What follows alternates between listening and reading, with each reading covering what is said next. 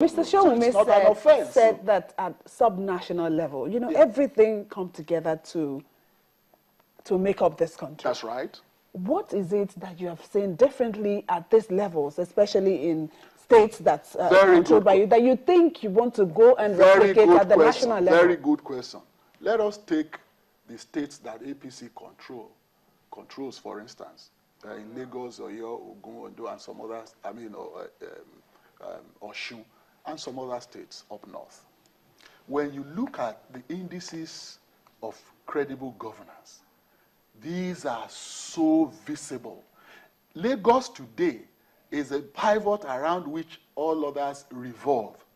Lagos today, in the last 16 years, has made giant strides, such that it becomes the cynosure of eyes. All and sundry agree that Lagos, in fact, the migration to Lagos is unprecedented. Why?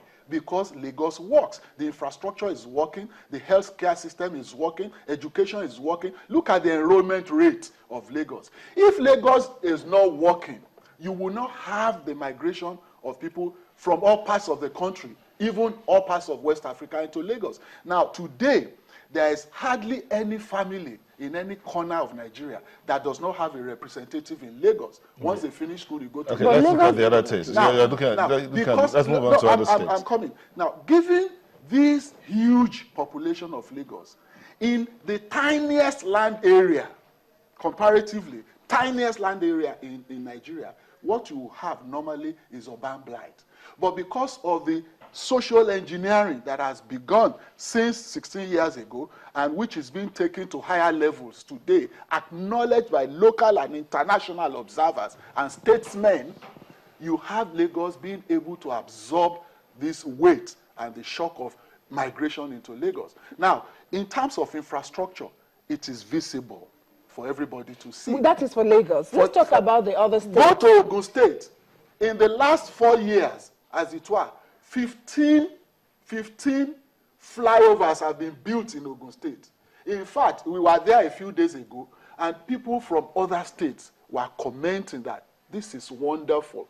Now, you want to ask me, before this government in Ogun State, we had a PDP government in Ogun State, and then nobody could point to any concrete achievement that was done then. But when you now come and see what is going on in Ogun State today, you can't but marvel at the rate at which infrastructural development. The same thing in Oyo State. Before Mr. Showumi responds, they say government is a continuum. Of course it is. When someone pens it down on paper, puts down a plan, the next government looks at it and takes it up from there. So the PDP might have put it down on paper, and then the APC takes it up and runs with it. No, Are you saying there was no continuity? If that were the case, it would be so obvious because the plans will be there.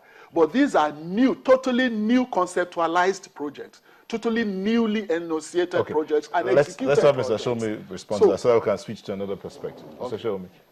You see, the man makes me laugh. He's my brother, and I like him very well. And I understand his responsibility when it comes to talk about what they're doing here. But they're jokers. They are jokers in the sense that you tell me they turn to generals. When I see the kind of generals that can take Nigeria out of this gangmire, I will show you. Not the one they are parading. Oh, so you agree Nigeria is in a quagmire? Hello. I didn't interrupt you when you spoke. Okay. Between 1993 to the 1995, that their man had his first stint in government. He didn't buy one single rifle for the army. He didn't do anything for the Navy. He bought no single jet for the Air Force. He put no single infrastructure to make sure that the preparedness of the army was ready. And suddenly, they are telling us that they know what to do with security. In terms of what's going on in some corners of the country, I beg your pardon.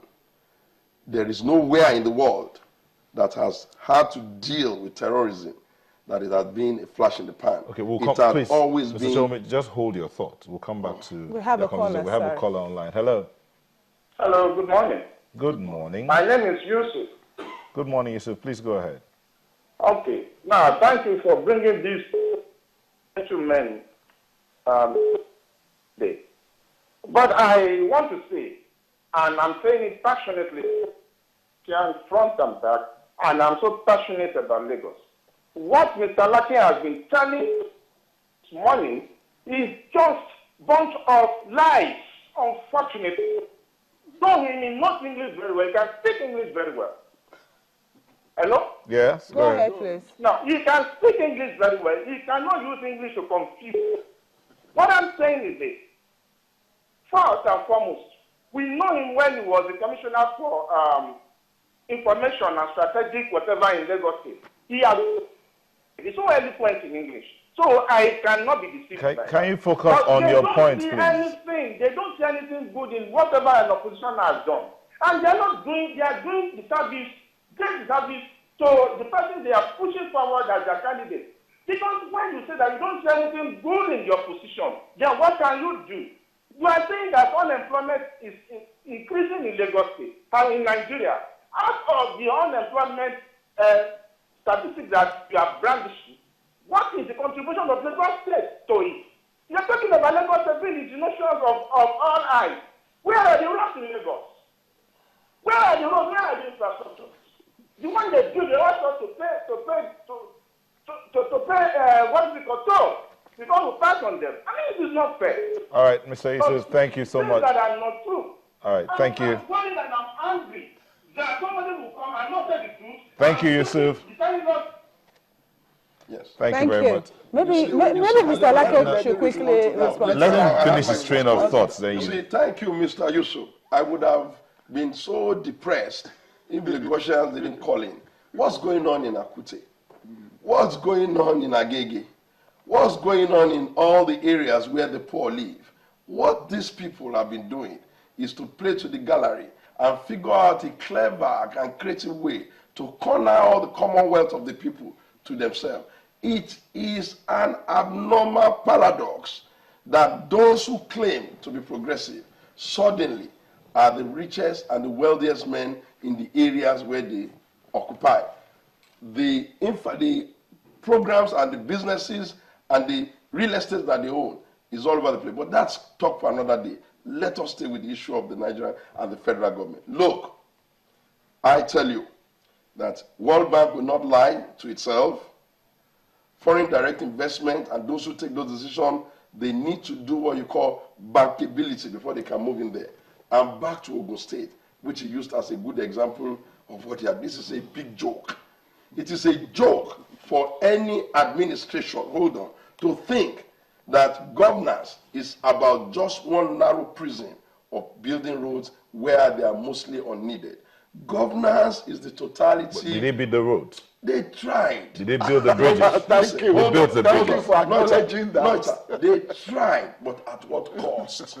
They are building roads in Ogun State at a rate that is more expensive than in the riverine area of the Niger Delta. It is all fraud. In any case, what have they done with education, even in their very center of all is Lagos? Education has become extremely expensive in Lagos. You see all the time the schools that are under their control, people going on strike because it is too expensive. What have they done with healthcare facilities? I think we do have another caller. Then you have the floor. Let's just hear who is on the line.